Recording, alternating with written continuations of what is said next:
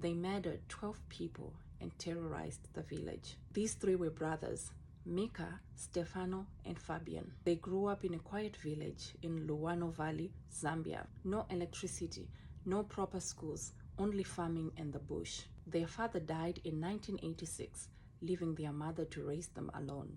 And by all accounts, they were normal, quiet, polite, reserved. Nothing was unusual.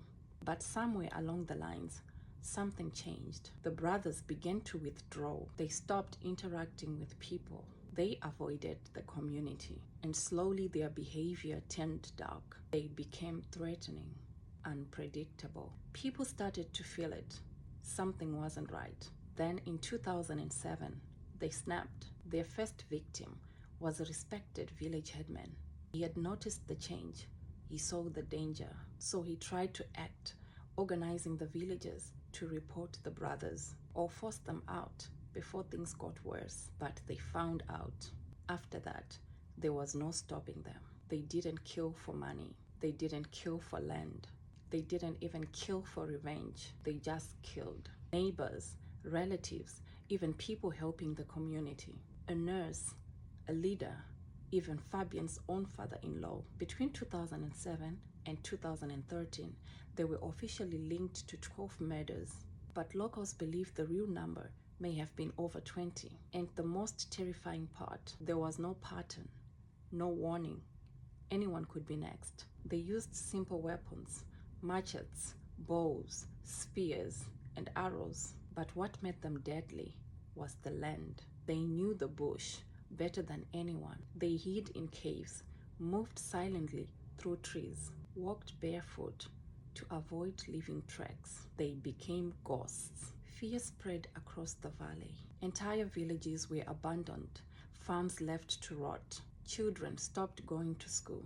People whispered about juju. They said the brothers could fly, that they were invisible. For years, they evaded the police, slipping through every attempt to catch them. According to reports, 3 men approached a security officer, asking him to escort them to the river, where they planned to collect raw materials. Fearful of going alone, they moved together along a narrow bush path.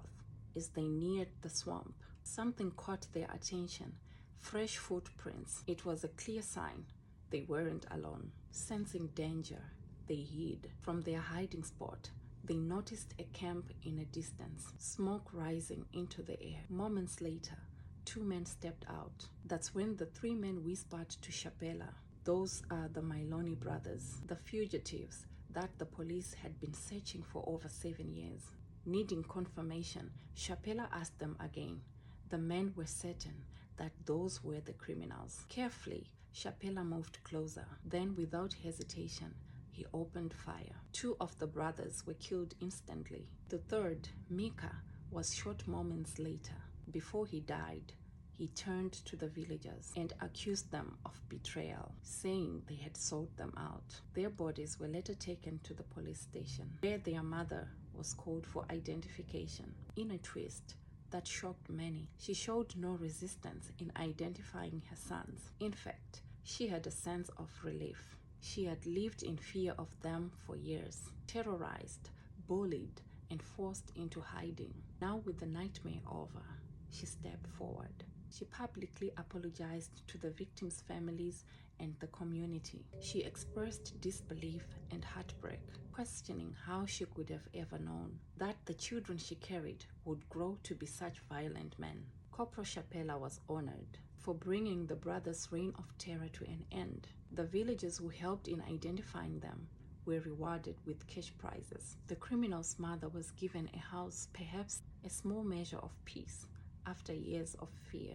Please click the link in my bio and subscribe to my YouTube channel.